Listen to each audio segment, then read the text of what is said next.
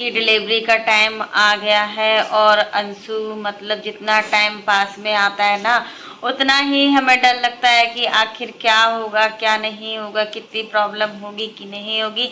क्या होने से मतलब ये है कि मतलब जो दर्द होता है ना वो बहुत भयानक वाला दर्द होता है। वही सारी चीज़ें अंशु को बहुत मतलब सी सेक्शन होगा या फिर नॉर्मल डिलीवरी होगी क्या, इस चीज़ को लेकर भी बहुत मतलब टेंशन हो रही है। तो यहाँ पर अंशु बहुत ज़्यादा टेंशन ले रही है छोटी छोटी बातों की।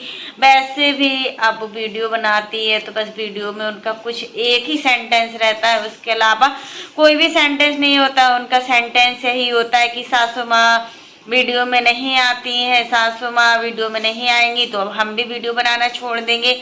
तो आखिर छोड़ क्यों नहीं देती हो वीडियो बनाना।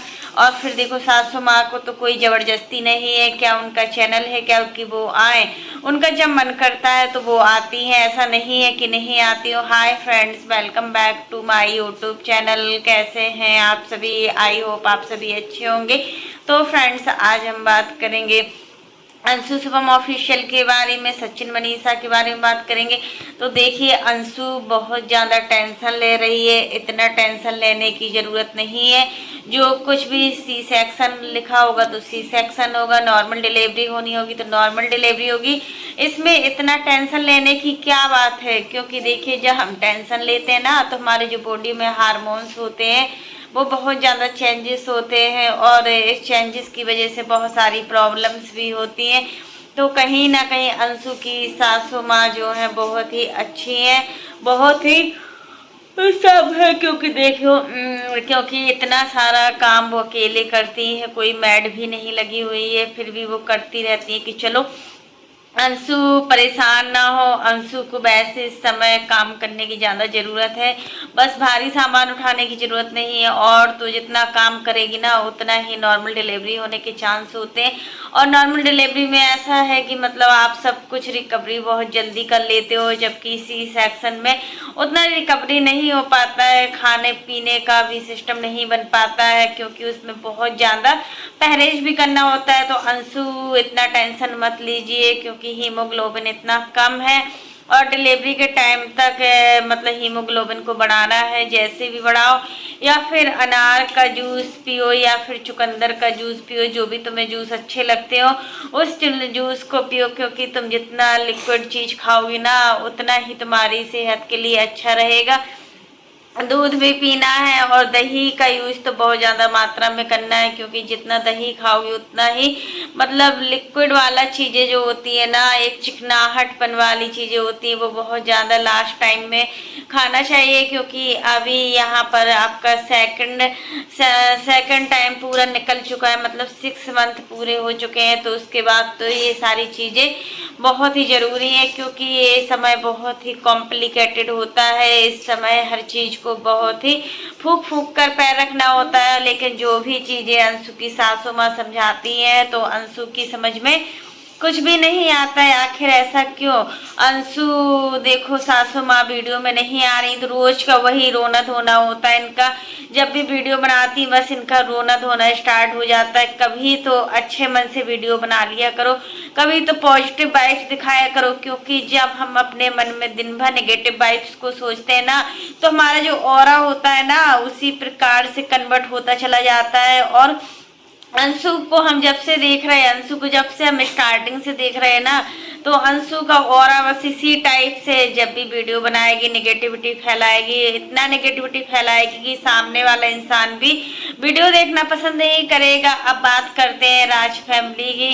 राज फैमिली में क्या चल रहा है, तो देखो यहाँ पर प्रिंस का कहना है कि भाभी को अभी रुकना चाहिए था और मम्मी भी यही चाहती थी कि भाभी को अभी रुकना चाहिए था। तो देखिए अप्सरा मोम सही बोली कि मनीषा को रुकना चाहिए था, क्योंकि देखो इतने दिन के बाद जब बहू घर में आती है ना तो सास का भी एक होता है कि उनका भी मन होता है कि उनकी बहू उनके साथ में रहे, काफी दिन तक रहे। क्योंकि मनीषा का इतना जल्दी जल्दी आना नहीं हो पाता है शिवान, तो अगर आई है तो फिर एक ही दिन में चली गई। इतनी जल्दी क्या थी कि मनीषा को जाना पड़ा और सचिन को जाना पड़ा। अगर सचिन जाना चाहते थे तो सचिन जा सकते थे, कोई प्रॉब्लम नहीं थी, बट मनीषा को छोड़ देते। लेकिन मनीषा भी चली गई और सचिन भी चले गए।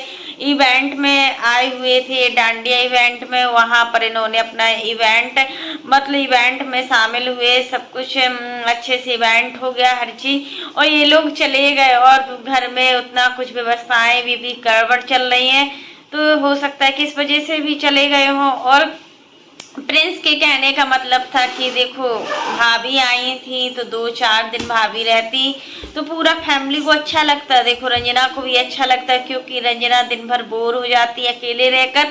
आखिर मम्मी से वो कितना बात करेगी, कितनी बातें करेंगी मम्मी से, इसलिए रंजना बोर हो जाती है। तो इस वजह से भी मतलब प्रिंस बोल रहे थे। अच्छा लगा कि प्रिंस अपनी भाभी के बारे में सोचे और भाभी से कितना लगाव है, ये चीज़ें भी पता चली। तो अच्छा लगता है कि जब हम फैमिली को संजो कर रखते हैं, हमारी फैमिली एकजुट होती है तो बहुत अच्छा लगता है। और पॉजिटिव वाइब्स भी आती है, क्योंकि हमारे माइंड में नेगेटिव वाइब्स तो पहले से ही भरी होती है। आखिर पॉजिटिव वाइब्स कब आएंगी? जब हमारा पूरा माइंड नेगेटिव वाइब्स से भरा रहेगा तो वो पॉजिटिव वाइब्स कहाँ से आ पाएंगी? नहीं आ पाएंगी ना। इसलिए अच्छा सोचिए, अच्छा करिए, अच्छा खाइए। और जो आप लोग इस तरीके का मतलब फास्ट फूड टाइप का डेली डेली खाते हो, डेली डेली बाहर का खाना खाते हो, कितना अनहेल्दी खाना होता है। आप लोग समझ नहीं सकते हो कि कभी एक हफ्ते में 2 बार चल जाता है, लेकिन डेली डेली वही इतना ट्रैवलिंग करना भी ठीक नहीं है। सचिन मनीषा क्या थकती नहीं है क्या?